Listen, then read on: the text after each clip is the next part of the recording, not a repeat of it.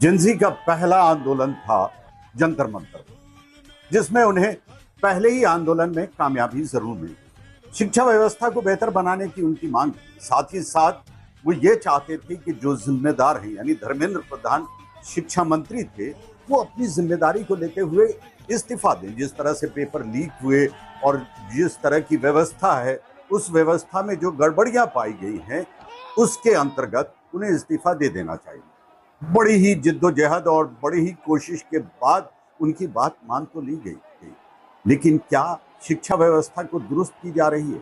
क्या शिक्षा व्यवस्था उससे दुरुस्त हो जाएगी? शायद नहीं।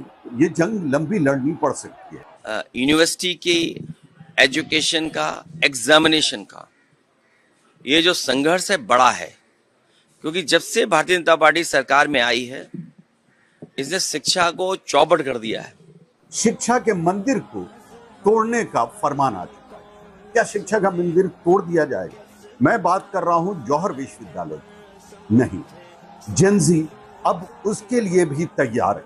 उसे बचाना चाहता है, क्योंकि वो शिक्षा का मंदिर है। ठीक है, आजम खान ने जरूर उसे बनाया है। आजम खान सियासत में, राजनीति में है।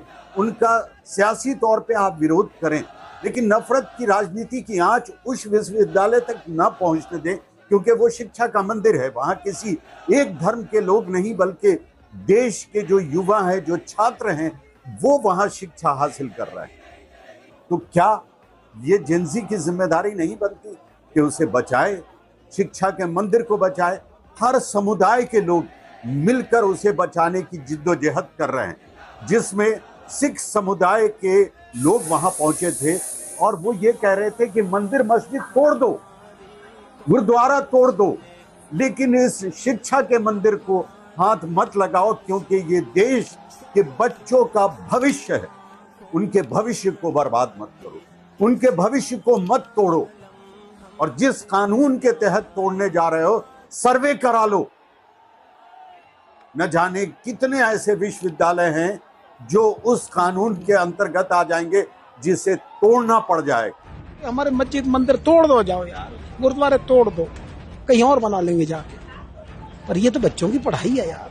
तमाम इनकी जो यूनिवर्सिटियां हैं, उनके का नक्शे पास है। सबके चेक करवाइए किस यूनिवर्सिटी का नक्शा पास है। इसलिए सरकार बदले की भावना से ये काम कर रही है। हमारी मांग जिला प्रशासन से यही है कि सरकारें, ये तो अनपढ़ सरकार है, इन्होंने कोई शिक्षक संस्थान उत्तर प्रदेश को नहीं दिया है, तो ऐसी सरकारों के कहने पर अधिकारी लोग, जो पढ़े लिखे लोग हैं, वो इनके कहने पर एक्शन ना ले। यूनिवर्सिटी बनी है, कोई भी यूनिवर्सिटी अगर होती है, उसमें हर वर्ग, हर धर्म जाति का बच्चा पढ़ता है। तो आज रामपुर में ये जो धरोहर है, ये यूनिवर्सिटी जो है, इसको ना तोड़ा जाए। और कागज जहां तक मांगने की बात है, तो जिस गांव की जमीन पर वो बनी हुई है, वो पहले रामपुर डेवलपमेंट अथॉरिटी का हिस्सा नहीं था, उससे पहले वो बन चुकी है। आज वो कागज मांगने का कोई औचित्य नहीं बैठता है। मांगने हैं तो संसद भवन, जो पुराना संसद भवन है, जो अंग्रेजों ने बनाया था, उसको तोड़ने की हिम्मत तो इस सरकार में नहीं है। लेकिन ये सिर्फ अपनी नफरत की राजनीति, जिसके द्वारा इन्होंने आजम साहब को वैसे भी प्रताड़ित कर रखा है, आज उसी नफरत की राजनीति को शिक्षा के मंदिर तक ले आए। लेकिन हम उसे टूटने नहीं देंगे, ये हमारा वादा भी है और इरादा भी। जेनजी अब उस जंग को लड़ने के लिए भी तैयार।